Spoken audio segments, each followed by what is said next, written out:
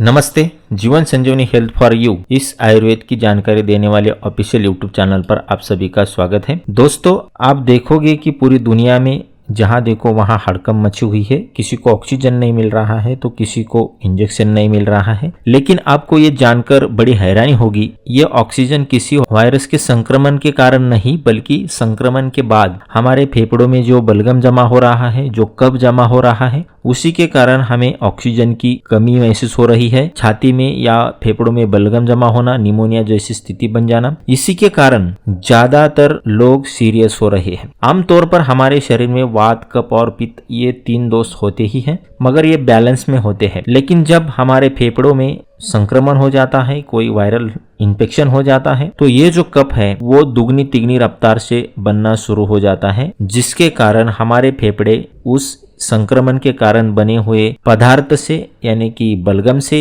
या कफ से भर जाते हैं, जिसे हम स्कोर बोलते हैं। आपने ये शब्द बहुत बार सुना होगा कि HRTC स्कोर 12 आया है, 8 आया है। ये क्या होता है, तो हमारे फेफड़े जो होते हैं उसके 25 भाग किए जाते हैं और उस 25 भागों में से कितने भाग बलगम या ये कफ जमा हुआ है या हमारे फेफड़े के जो सेल्स है वो डैमेज हुए हैं, ये देखा जाता है। उसी को हम HRT स्कोर बोलते हैं। तो ये अगर ज़्यादा भी है तो भी घबराने की ज़रूरत नहीं है। लोग ज़्यादातर घबराने की वजह से डेंजर स्थिति में पहुंच जाते हैं। अगर आपका स्कोर ज़्यादा भी है तो भी आपको घबराने की ज़रूरत नहीं है। हमारे शरीर में या हमारे फेफड़े में जो बलगम जमा हुआ है, जो कफ जमा हुआ है, अगर हम उसे बाहर कर दें या हमारे फेफड़ों को ऐसे ट्रेन करें कि किसी भी वायरल इन्फेक्शन के कारण हमारे फेफड़ों में कफ जमा ना हो, तो ये स्थिति बनना ही बंद हो जाएगी। इसके लिए हमें हमारा जो कफ दोष है, हमारे शरीर में जो कफ दोष है, बलगम बनता है, उसे बनने से रोकना होगा। और ये बनने से रोकने के लिए आयुर्वेद का सबसे आसान और सबसे असरदार नुस्खा मैं आज आपको बताने जा रहा हूँ। इसके लिए हमें 2 ही चीजें लगती है। ये 2 चीजें हमें बहुत ही आसानी से मिलती है।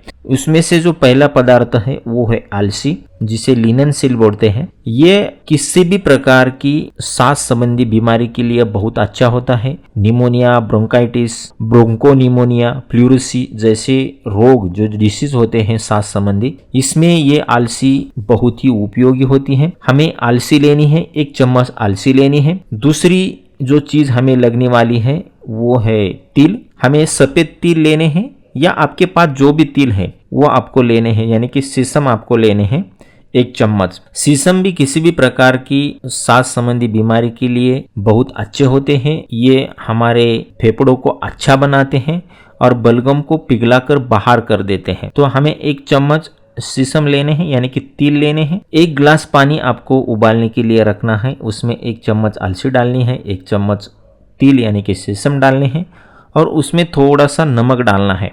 1 गिलास पानी को आधा गिलास होने तक आपको उसे उबालना है। मंद आंच पर आपको उबालना है। जब ये आधा बच जाए तो आप उसे छान कर लीजिए। आप उसे वैसे भी ले सकते हैं, कोई दिक्कत नहीं है। लेकिन अगर आपको दिक्कत है तो आप इसे छान कर भी पी सकते हैं।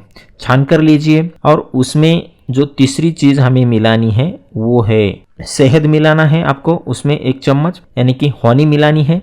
अगर आप डायबिटीज़ के मरीज़ हैं, डायबिटीज़ है या आपके शरीर में शुगर ज़्यादा है तो आप इसे स्किप भी कर सकते हैं। अगर आपको डायबिटीज़ नहीं है, शुगर नहीं है आपके शरीर में, तो आप 1 चम्मच शहद लीजिए, हनी लीजिए, इसमें अच्छी तरह से मिला दीजिए और इसे हर सुबह खाली पेट लेना है आपको इसे। अगर आपके फेफड़ों में कफ जमा होता है, बार बार आपको कफ की समस्या होती है, आपके शरीर में जो कफ दोष है वो नियंत्रण में नहीं रहता है, तो आपको ये उपाय जरूर कर लेना चाहिए।